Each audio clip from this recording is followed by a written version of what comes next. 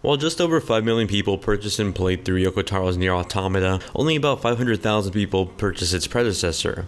It's with that said that the news of a remaster of it with new content, refinements, and for those wondering, yes, a whole new ending, made replaying it in my case, but playing it for the first time for many others, an exciting prospect. While I was a fan of the original 2010 release, there's no doubt that it wasn't as polished in terms of gameplay and content as much as its successor. Nevertheless, it now has the opportunity to do so, and while it does take some chances in doing so, it's not a complete masterpiece as it's stuck in the past in many aspects.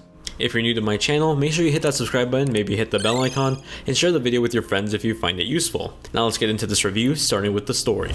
Nier Replicant opens up in the devastated modern day Tokyo where we find our protagonist Nier and their sister trying to survive an attack against shadows.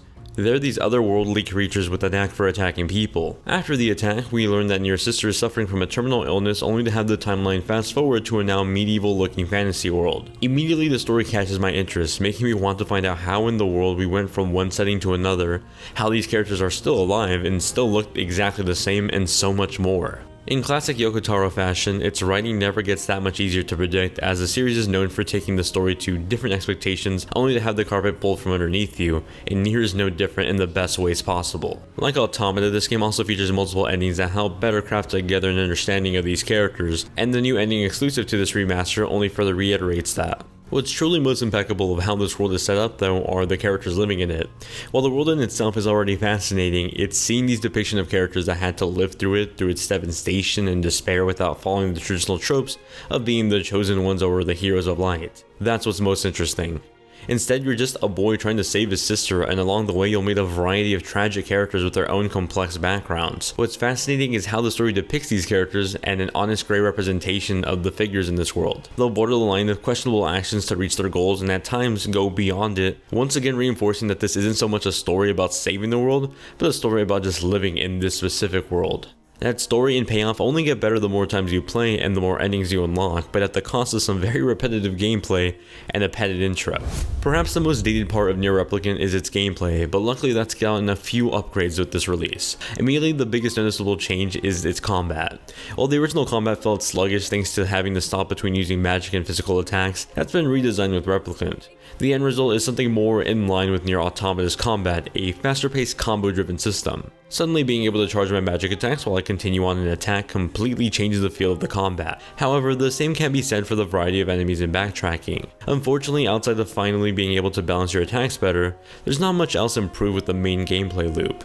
Enemies lack variety, and your character never really unlocks any new sword skills to flesh out their moves. Instead, Nier quickly becomes a button masher that ultimately becomes the vehicle for a more heartfelt story moment, as opposed to being a great story with fantastic gameplay. While I appreciated the better combat, I wish it went beyond the quality of life improvements and actually included some evolved mechanics as well. Sure, I can still use words to improve the stats of my weapons, but it never really evolved to a fun complex level. I ultimately just equipped the words that boosted my attack the most because Nier never really complicated its boss fights enough to make me rethink my strategy.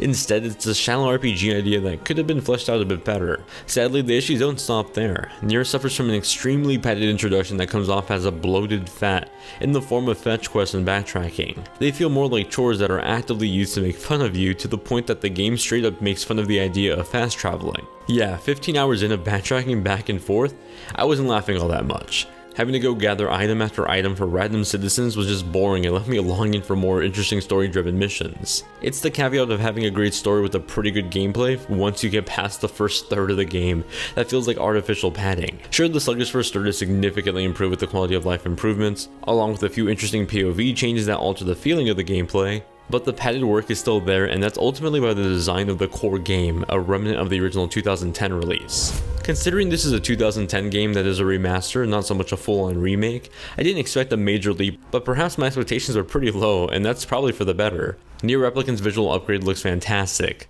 It's not just a resolution upgrade, you'll see full terrains that get remade, character models get up-res and changed up, and the overall presentation just looks better for modern standards. While it doesn't push the console to its limits, it does bring the PS3 era game to more modern standards. Despite coming out during the PS5 and Xbox Series X era, this is technically only released for PS4, Xbox One, and PC. That means that despite playing on an Xbox Series X for this review, the game only ran as far as it could running on an Xbox One X.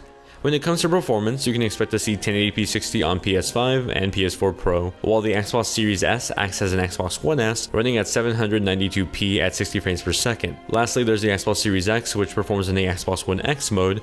That's a 1440p resolution running at 60 frames per second. While the resolutions vary between consoles, the performance is surprisingly stable even on the lower end consoles. What does seem particularly interesting are the loading times. PS5 loading times are surprisingly long at an average of 15 seconds per loading screen, which isn't bad, but 3 times the rate of the Series S and the Series X that have a 5-second loading time. Overall, NieR Replicant was a lovely looking game for its time, and its visual upgrade now only helps modernize those first reactions to its initial release. While it doesn't take full advantage of the newest hardware releases, it still manages to leave a lasting impression regardless of the platform you play it on. The NieR series has always been synonymous with having a fantastic music score, and that's no different with NieR Replicant.